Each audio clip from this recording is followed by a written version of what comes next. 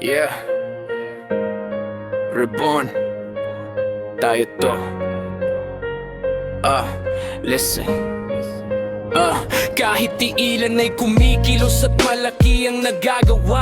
Hindi sa dami nasusukat ang tunay na halaga. Hindi ng quantity, kundi naman quality. Disiplina at respeto, yan ang aming priority. Unti-unti kaming uusbong sa iba't ibang dako. Bawat tagbang pasulong, walang urungan, tuloy ang takbo. Sa gawa namin makikita, hindi puro salita. Paglilingkod sa kapwa ang tunay naming adhika. Huwag kami, iba na lang.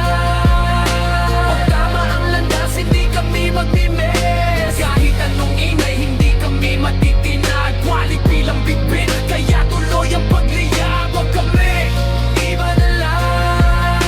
Pag tama ang landas, hindi kami magmimes. Kahit anong ingay, hindi kami matitinag. Quality lang bitbit, kaya tuloy ang pagliyab. Harang-harang at kukontra sa mabubuti naming gawi ay giba kabutihan ng sandata. Yan ang tunay na panlaban namin. Hindi naghahanap ng gulo, respeto ang dala. Pero paghamon ng usapan, tibay ang makikita. Pero kalmado pa rin, di kailangan pumakol. Mas pipiliin naming umangat kaysa bumaba. Sa tamang